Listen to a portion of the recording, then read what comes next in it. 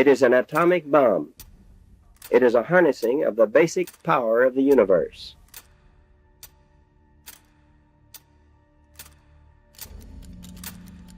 The force from which the sun draws his power has been loosed against those who brought war to the Far East. We shall completely destroy Japan's power to make war. القنبلة النووية اللي ضربت اليابان ما كانتش موجهة أصلا لناجازاكي، المدينة كانت مجرد هدف بديل، والطيارة اللي شايلة القنبلة وصلت لها وهي تقريبا ما عندهاش وقود يكفي غير لمحاولة واحدة. والأغرب إن الضربة التانية حصلت قبل ما القيادة اليابانية تلحق تستوعب بشكل حقيقي إيه اللي حصل في هيروشيما. في خلال 3 أيام بس مدينتين اتدمروا وعشرات الآلاف ماتوا في لحظات، والإنسانية دخلت عصر جديد ما قدرتش تخرج منه لحد النهاردة. لكن إزاي اتخذ قرار استخدام سلاح نووي، السلاح اللي ما كانش لسه حد استخدمه قبل كده؟ وليه وقع الاختيار على هيروشيما بالتحديد؟ وهل القنبلة النووية هي اللي فعلا أجبرت اليابان على الاستسلام، ولا دخول الاتحاد السوفيتي الحرب كان له دور أكبر؟ ولو الهدف كان إنهاء الحرب، ليه أمريكا احتاجت تضرب مرتين؟ كل ده وأكتر هنعرفه في حلقة النهاردة بعد الفاصل. أنا محمد طارق وأهلا بيكم في مدونات.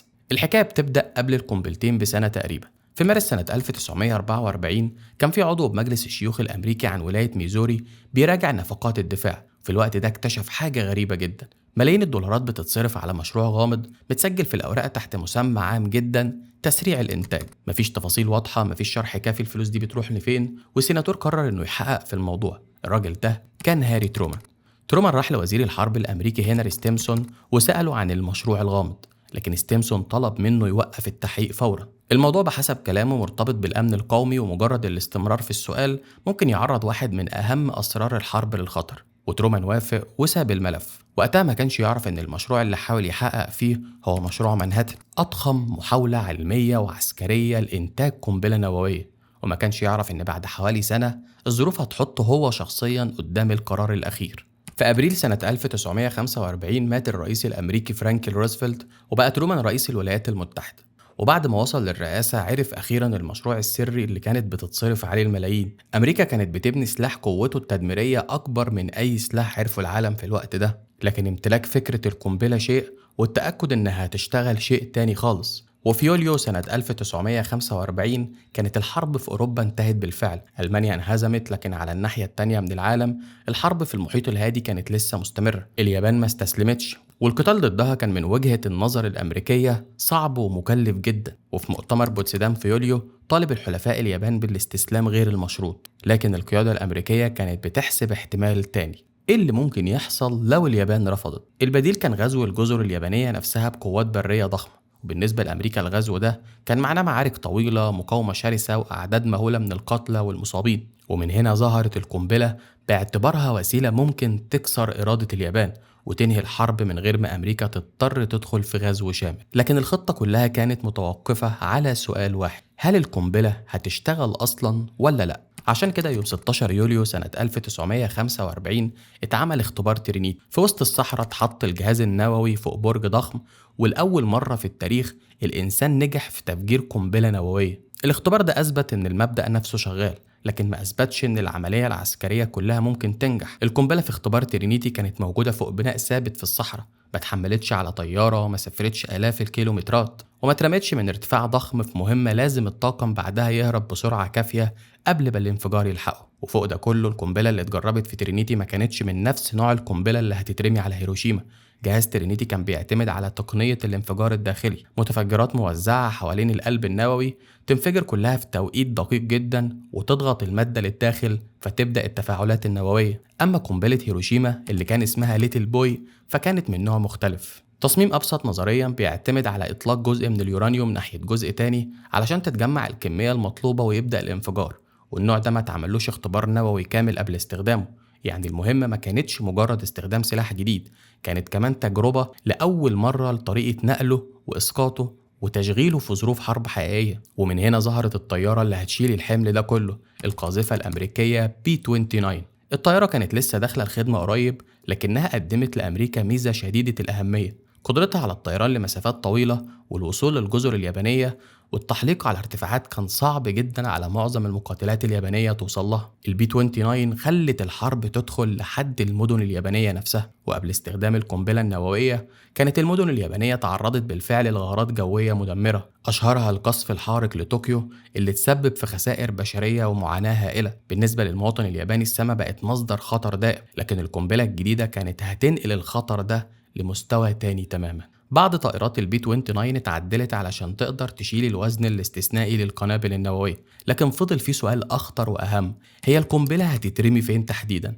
اختيار الهدف طبعا ما كانش عشوائي. أمريكا كانت عايزة مدينة ما تعرضتش قبل كده لقصف واسع علشان يقدروا يشوفوا القوة الكاملة للسلاح الجديد ويقيسوا تأثيره، وفي نفس الوقت لازم المدينة يبقى فيها بنية عسكرية حقيقية، قواعد أو منشآت أو أهمية مرتبطة بالمجهود الحربي. لكنهم كمان كانوا عايزين مدينة فيها مناطق ومباني مدنية علشان يشوفوا قدرة القنبلة على التدمير في ظروف مدينة حقيقية. المشكلة إن المنشآت العسكرية داخل المدن اليابانية كانت غالبا محاطة بأحياء مدنية، يعني الفصل ما بين الهدف العسكري والسكان كان شبه مستحيل. هيروشيما كانت بتنطبق عليها المواصفات دي، مدينة ما اتدمرتش بالكامل في الغارات التقليدية، فيها أهمية عسكرية وحواليها مساحة عمرانية ومدنية كبيرة، وبالتدريج بقت الهدف رقم واحد. الساعة 2:45 فجر يوم 6 أغسطس سنة 1945 أقلعت طائرة إينولا جاي من جزر ماريانا، جواها طاقم مكون من 12 فرد، وفي بطنها قنبلة ليتل بوي ورافقها طيارتين للمراقبة والتسجيل. بعد حوالي 6 ساعات طيران وصلت الطائرات فوق هيروشيما.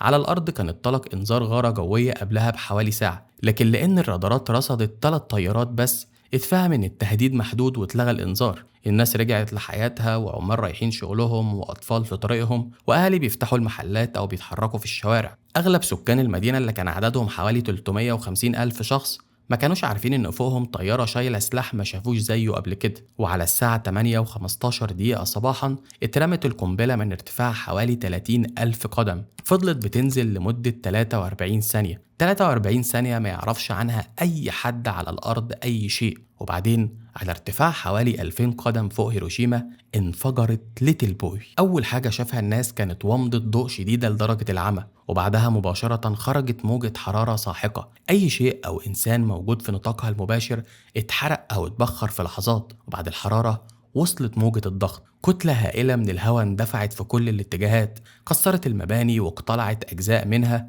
وحولت أجزاء واسعة من المدينة لركام. في ثواني اتحول مشهد مدينة عادية في أول النهار لمشهد أقرب لنهاية العالم. حوالي تلتين مباني هيروشيما اتهدوا بالكامل، وما بين 60 و 80 ألف إنسان ماتوا في اللحظات الأولى، بعضهم ما سابش وراه ولا حتى أثر واحد.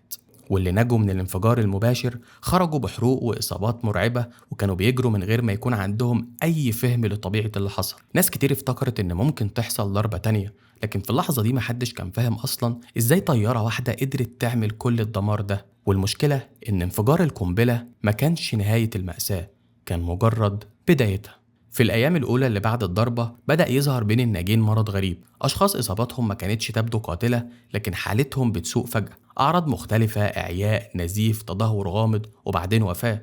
الأطباء اليابانيين في البداية ما عرفوش بيتعاملوا مع إيه.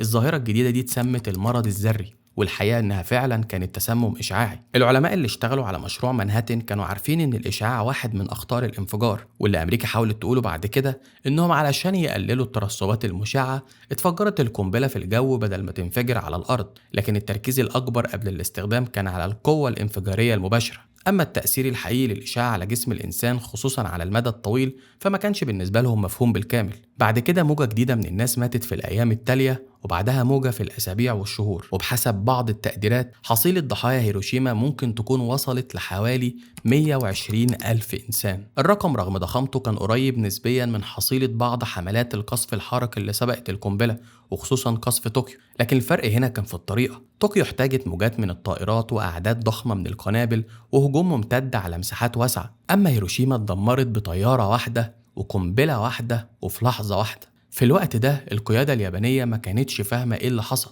الاتصالات مع المدينة اتقطعت والمعلومات كانت مشوشة، وحجم الكارثة كان أكبر من أي تفسير تقليدي. بعد حوالي 16 ساعة من الانفجار خرج الرئيس ترومان للعالم.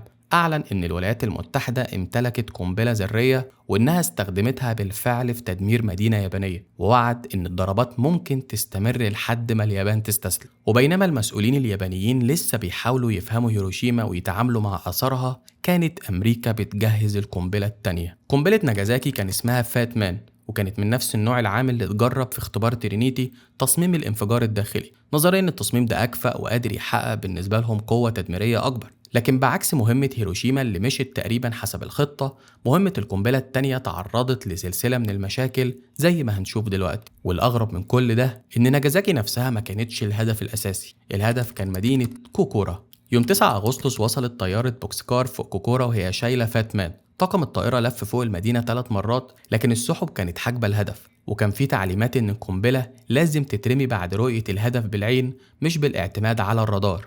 بعد 3 محاولات فاشلة ما بقاش قدام الطاقم غير التحرك للهدف الاحتياطي ناجازاكي. لما الطيارة وصلت بالفعل كانت كمية الوقود المتبقية بالكاد تكفي لمحاولة واحدة، لكن السحب كانت موجودة هناك كمان. وفي اللحظات الأخيرة قال الشخص المسؤول عن التصويب إنه شاف فتحة صغيرة في السحاب تسمح بإسقاط القنبلة، وبالفعل اترمت فات مان.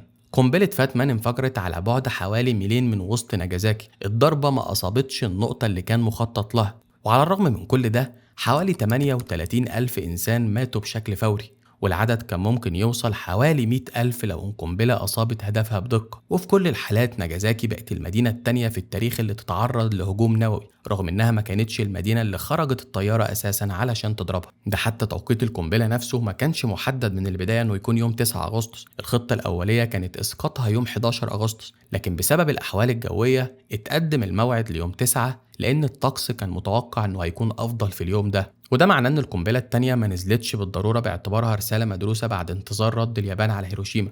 المهم إن في الوقت ده اليابان ما كانش عندها وقت كفاية تستوعب لسه الضربة الأولى. من يوم 6 أغسطس ليوم 9 أغسطس القيادة كانت لسه بتحاول تعرف إيه اللي حصل وتفهم طبيعة السلاح وتقرر كمان هتتصرف إزاي. لكن قبل اكتمال أي رد نزلت عليهم القنبلة التانية. قرب الضربتين من بعض خلق انطباع مرعب. محدش في اليابان كان يعرف إن أمريكا وقتها ما كانش عندها غير قنبلتين جاهزين للاستخدام. المعلومات دي كانت محصورة في دايرة ضيقة جدا حوالين المشروع والرئيس، ومن وجهة نظر اليابانيين كان ممكن جدا تكون أمريكا مجهزة سلسلة كاملة من القنابل دي. هيروشيما النهاردة، ناجازاكي بعدها ب3 أيام، وبعدها مدينة تالتة ورابعة وخامسة. والحقيقة إن أمريكا كانت فعلا ناوية تواصل إنتاج مزيد من القنابل، لكنها ما كانتش وصلت وقتها لمرحلة الجاهزية. وفي نفس يوم ضرب ناجازاكي حصل تطور تاني خطير. الاتحاد السوفيتي أعلن الحرب على اليابان وغزا منشوريا. قبلها كان بعض المسؤولين اليابانيين بيتمنوا إن السوفيت يتدخلوا كوسطاء ويساعدوا اليابان تحصل على شروط استسلام أفضل،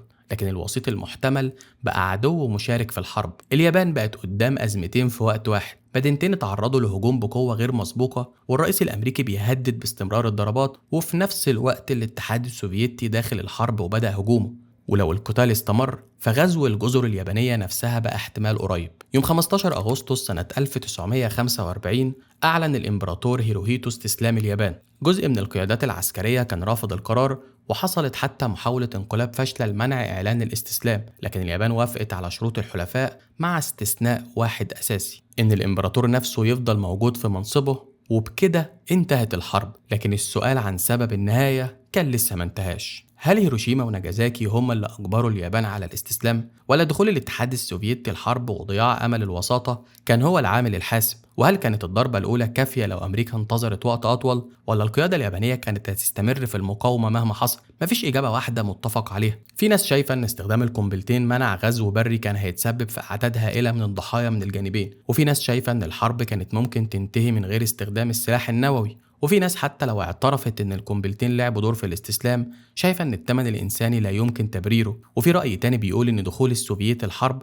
كان اهم من القنبلتين في تغيير موقف اليابان. من بعد أغسطس 1945 العالم عرف إن الإنسان بقى عنده القدرة على تدمير مدينة كاملة في ثواني، ومع بداية الحرب الباردة القنبلة النووية بقت العنصر المركزي في الصراع بين القوى الكبرى. سلاح ما كانش لازم يستخدم فعلا كل مرة علشان يفرض تأثيره، مجرد امتلاكه كان كفاية يخلي شعوب ودول كاملة تعيش تحت ظله. اليابان باعتبارها الدولة الوحيدة اللي تعرضت لهجوم نووي تبنت بعد الحرب موقف صارم ضد السلاح النووي، لا تنتجه لا تملكه ولا تسمح بوجوده على أراضيها. وفي مكان دمار هيروشيما اتعمل نصب تذكاري للسلام يحمل ذكرى المدينة وضحايا القنبلة. لكن هيروشيما وناجازاكي ما بقوش مجرد ذكرى المدينتين، بقوا تحذير مستمر، لأن في 6 أغسطس سنة 1945 انفجرت أول قنبلة نووية في الحرب، وبعدها ب3 أيام انفجرت القنبلة التانية، ومن ساعتها ما تمش استخدام قنبلة نووية في حرب مرة تالتة. لكن ده ما يعنيش إن الحكاية انتهت، لأن من اللحظة اللي ظهر فيها الضوء فوق هيروشيما الحرب العالمية كانت بتقرب من نهايتها، أما عصر القنبلة فكان لسه بيبدأ. وبس كده، أتمنى تكونوا استمتعتوا بالحلقة، وفي النهاية ما تنسوش تدعوا لوالدي بالرحمة. سلام.